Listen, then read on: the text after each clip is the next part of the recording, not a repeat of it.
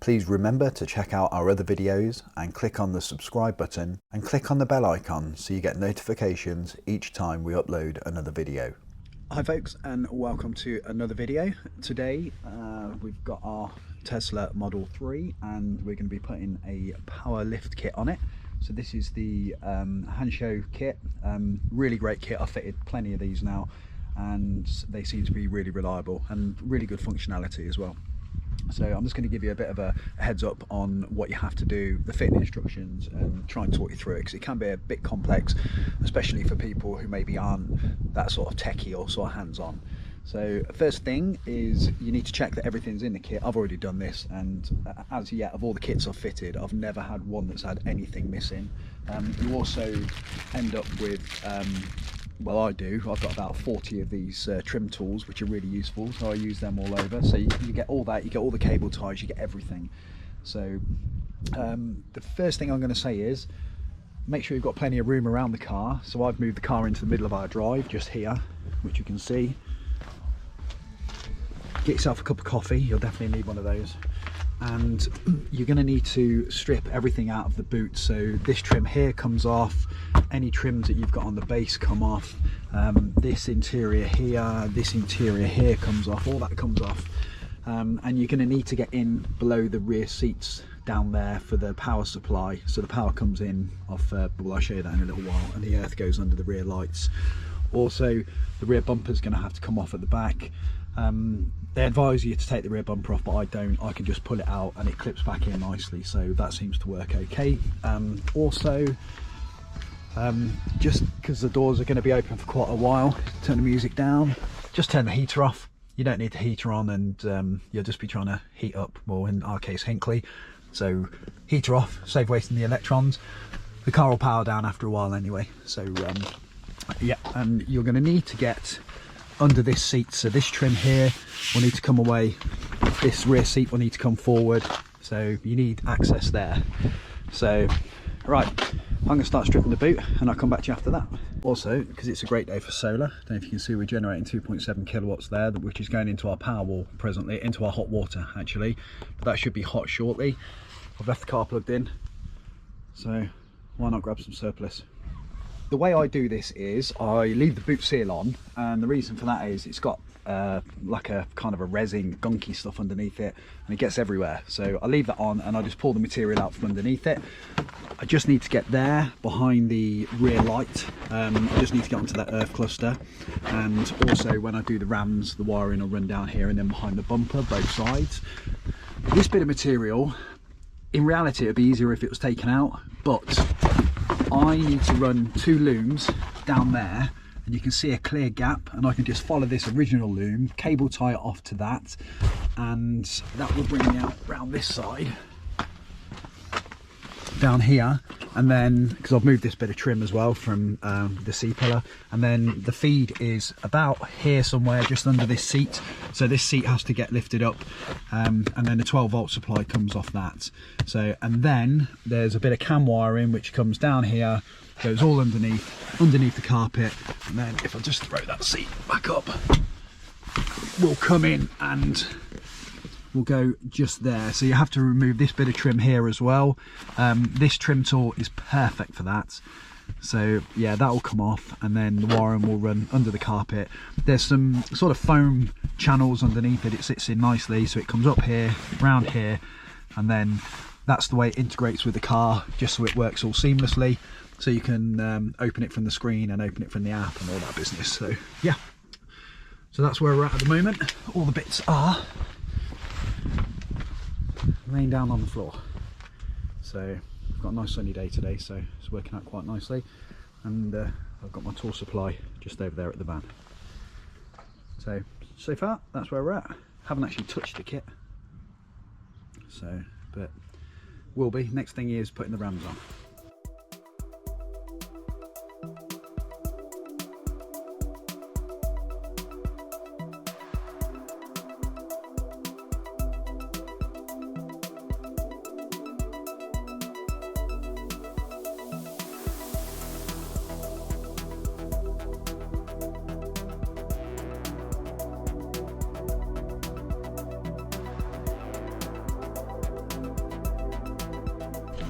Okay folks, so I've just removed the rear lights. So there's the connections for the rear lights there. They sit in there, 2 pins, 2 bolts that side, and then the wiring connection. This can be a bit fiddly to get off. Sometimes I find that these are actually not even clipped in. And then if you look down there, you'll see there's an M6 bolt, or 10mm as you'll know it, both sides. This secures the rear bumper. And then I'm going to come round to these sides. I'm going to have to remove my rear mud guards. These are my Amazon specials, but they've been brilliant. You have to remove those, and then up there there's I think it's a T15, which you probably might just be able to see. And I'm going to undo that, then this all unclips, and then I can pull the bumper, the whole bumper backwards. You can leave it clipped on at the bottom, it won't hurt, and then that will allow me to get the wiring for the rams down, and then they come through the floor in these little grommets just here. And then the ECU will be mounted up here by the subwoofer, which is just in there. And then that's the easy bit done. Then after that, I'm going to have to feed a wiring loom up here. It comes out here, feed it up this gator, which is the most difficult bit. Comes into here, and we've got a wiring loom that goes into the boot floor, the tailgate itself, and then takes control of the various components. So yeah, just remember, try and leave this on if you can. It'll save you a lot of stickiness. So that's where we're at the moment.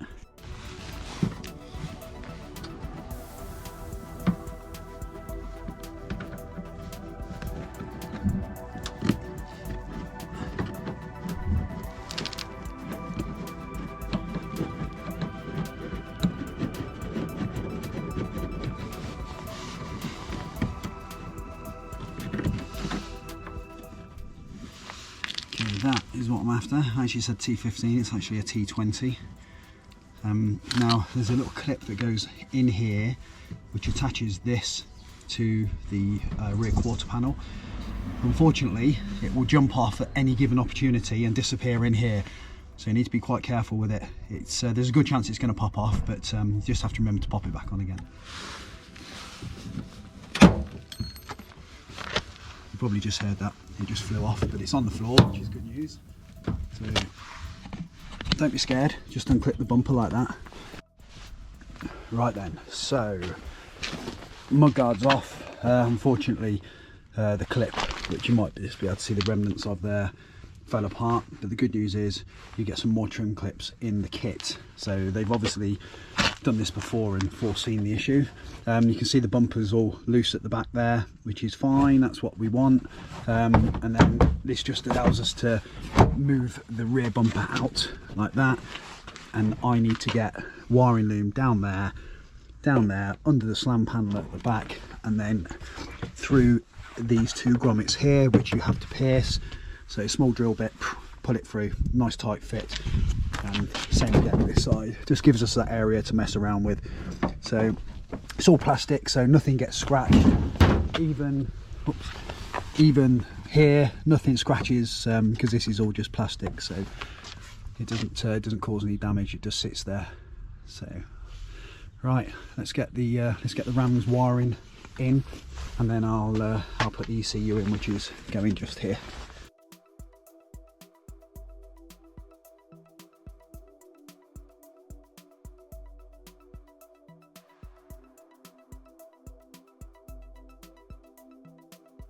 Okay, so you can see the wiring loom runs down here. It's the only bit you actually get to see is this bit here. The rest of it's covered up, so it's not very intrusive. In fact, it's completely unintrusive. That runs down there around the back of the slam panel, and then you can see it's coming through there and going through the grommet. What we also do is we add a bit of engine bay wiring loom tape to the loom itself, just to make this a bit of a tighter fit, so that we don't get any leakage or anything like that. We do that on both sides because this one ultimately is going to come through this hole just there. So right, I'll get on with that. That's them through, folks. So the tape on there makes them a really tight fit in the grommet, and makes the grommet expand, so it's a nice tight fit into the rear slam panel. So yeah, they're in. They're there, so they're ready to be wired into the ECU. So that's what the easiest bit really. I'm just going to refit the bumper and the mud guards and get that all back to how it should be in the rear lights. So I'll do that now. You might remember me telling you about these clips that jump off at the first available opportunity. Well, let me just show you where they go.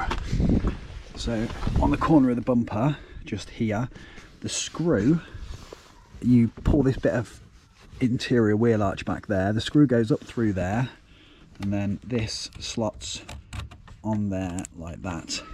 So if you don't put that on, although it will clip in and it'll be quite a flush finish, this won't be secure. So you've got to make sure that goes back on, and then all these just clip in and it looks like you've never been in there.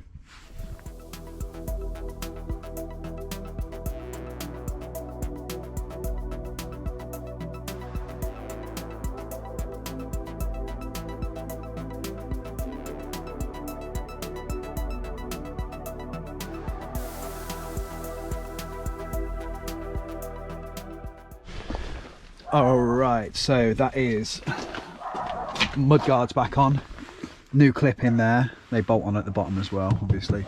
So this is all nice and flush. This actually goes back together very easily, just a good push, it all clips in, it's a nice feel as it goes in. So when we talk about panel gaps, actually it works out okay. So this is another reason I don't take the seal off as well, because trying to get it on past here is just awkward, especially with the sealant that goes underneath it. So yeah, that's both sides, and remember that T20 that goes up there, yeah, a bit awkward to do, but yeah, all good. So yeah, let's get on to the next bit. You'll see that I've got wiring looms everywhere. These are all clearly marked out. There's your CAN link, there's your ECU, and the next thing I'm going to do now is the cinch lock, or the bit that does the soft close. So this is the bit that closes, so it springs down like that, and that's the bit that catches the boot. So what you've got to do is, taking the old striker, you just want to put a mark around that with, you can't see this, it's all covered up with trim, so this just gives you an idea of where to reattach it, so you attach it in the right place. So generally I hit this first time and it works first time, so no big hardship. I don't normally do this, but what I've done is I've wired in the ECU with the rams, and then if you just look there, you can see that's the latch motor wire, so that's the cinch motor down there, which is the soft close. So that's all very easy. The ECU will ultimately be tucked away down there with the wiring and all tidied away in the end. But here is the wiring looms that are going to go into the car. So this is the ground that goes under this near side rear lamp, here. These are your power wires, obviously, that go into the ECU. And then if we go to the other end, you can see that we've got a CAN bus wire which goes to that wiring loom on the top there. I don't know if you can see it. And then you've got your 12-volt feed. That's all much of a muchness. This is where it gets a little bit tricky. These two wires here have to be fed through the gator, which runs up the tailgate, and then they go into the tailgate itself, and then your push button, which I'm going to fit, or your motor setup, and everything goes in there, and then that connects to this wiring loom here, which you have to put into the tailgate. So it may look complicated, well it is quite complicated, but it's doable, and it's all made out to work and be really straightforward to a degree. If there was one criticism I would have, it's that at the end I have to sort of tidy away a lot of wiring, and I'm always looping it together and cable tying it down to keep it tidy and make sure it doesn't rattle around. Apart from that, the kits are perfect. They really are. They work really well, no problems with them whatsoever. So right, I better get on with that because that's going to take me a little while. Okay folks, right now, so this is a tricky bit. This is where you have to fish the wire through this gator here. So what I do is I get the wire, I get the fish wire, which you put it through with, I put some tape on it, you're supplied with the tape, and then I put a layer of grease over it, and that just stops it snagging as you pull it through. I will say it's quite tricky, and there's two that have got to go through. There's that one there, which is the tailgate button, and then there's this one, which is called fish wire. Put the big one through first, because if you put this through and then try and get that through, it's very difficult. It's difficult anyway, but this just hinders you further. So what I'm going to do in a minute is I'm going to get Kate to come over, and we're going to hold the gator and then try and mully it through best we can. So yeah, we'll get on with that. The wiring loom going up is just there. That's fed through. I fed it through here. I've re-secured the gator. It's these two wires here, and then these come up and ultimately plug in here to control this wiring loom, and then this one is the release button, which I haven't fitted yet, but this is actually the new type of release button. They used to be quite square and long, and now they actually supply you with a hole drill, and you just drill a little hole there, and it's a perfect fit, and it's really secure. So they've done a nice job of that. So that bit is pretty much done. Also, if I bring you around here, which is quite interesting, from the factory Tesla missed some clips, this one here and this one here. So when this panel's on, it's a little bit loose anyway, so they actually supply some new clips for that, which is splendid. So yeah, I'll be popping that back on in a few minutes. I'm at the point now where I'm wiring in the 12 volt. So if you look here, you can see the rear bench. These, excuse me, I've got hiccups, these clip in. They take a real good pull to get them out, and then you get this polystyrene cover that sits over here in this corner. If you pull that back, it's a 12 volt feed, it's live, and this just basically needs connecting in there. So 13 mil, undo it, pop this on, route it accordingly so it's not rubbing through, and then tidy away the wiring. And then the next plug is for the can, which is going to disappear under the carpet down to underneath the two USBs. Okay, so that is the can sort of bridge stuck in, or the breakout bridge, if you like. You can just see this wire here jumping down. This this comes down a channel here, runs down the carpet all the way up here, and then comes up here, so you can't feel it under the floor. So, and then I'll cover that bit back up in a second. And then yeah, that's it. Just comes back up here, and that goes to the ECU, which is going in the back, and then we're nearly there. We're getting there. Everything's in. The ECU and all the wiring is still just in there. I use this just to keep all my tools in and nuts and bolts and stuff while I'm working. But yeah, that just needs tidying away. So, and the cable's routing. You can see the wiring loom that's coming up there. So I've sort of started to tidy that up and get that so it's ready to go in. But if I just give it a quick try, I've got that on the maximum speed as well. Beautiful. And then just open it up. Perfect. Okay folks, it's done. So it's a little bit dark, so I apologise for that, but I'm going to try and get as much light on it as I can for you. So just one click there, and then I've got this set to the maximum speed. You can set the speed just by pressing the tailgate button here. That's a nice clean finish as well, which I like. I quite like the colour of it as well. It used to be red, but it's a nice blue colour. So as you can see, all the trim's back in. Thankfully Tesla velcro most of their trim in, so it rips out quite easily and goes back in again quite easily. I'd just like to show you as well that it's working from the app. So if I go to, let's come out of the boot so I don't get trunk. And as you can see there, that's closing, and then I can press trunk again.